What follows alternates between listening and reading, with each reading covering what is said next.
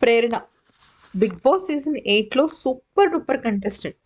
అసలు ఒకానొక సమయంలో ఏం లేదురా బాబు, బిగ్ బాస్ 8 ఏదో చూస్తున్నాం అనుకున్న టైంలో కూడా తను అద్భుతంగా కంటెంట్ ఇవ్వగలిగే ఒక మంచి కంటెస్టెంట్.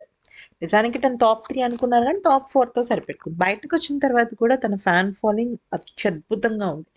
అయితే ఈ క్రమంలో ఒక చేదు వార్త అయితే మాత్రం తను తన ఫ్యాన్స్‌తో పంచుకుంది.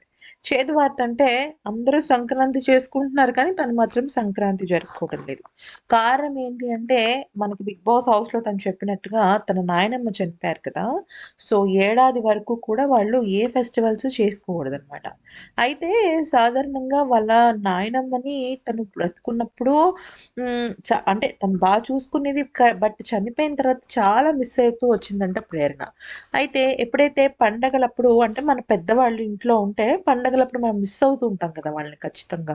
సో, సంక్రాంతికి మా నాయనమ్మని నేను చాలా మిస్ అవుతున్నాను అంటూ ఎమోషనల్ అయిపోయింది ప్రేరణ.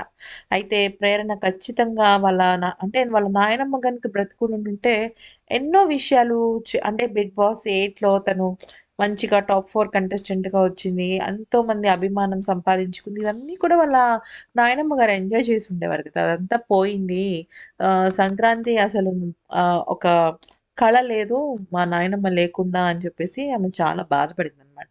సో, నెక్స్ట్ ఇయర్ మేబీ అన్ మా నాయనమ్మ పైనుంచి చూసేటట్టుగా మేము హ్యాపీగా ఎంజాయ్ చేయాలి అని చెప్పేసి ప్రేరణ చెప్పింది. ఇంట్లో మన అమ్మమ్మ, తాతయ్యలు, నానమ్మలు వీళ్ళు పెద్ద వయసు వాళ్ళు అని తెలిసినప్పటికీ కూడా వాళ్ళు దూరం అయిపోతే మాత్రం చాలా బాధగా అనిపిస్తుంది కదా!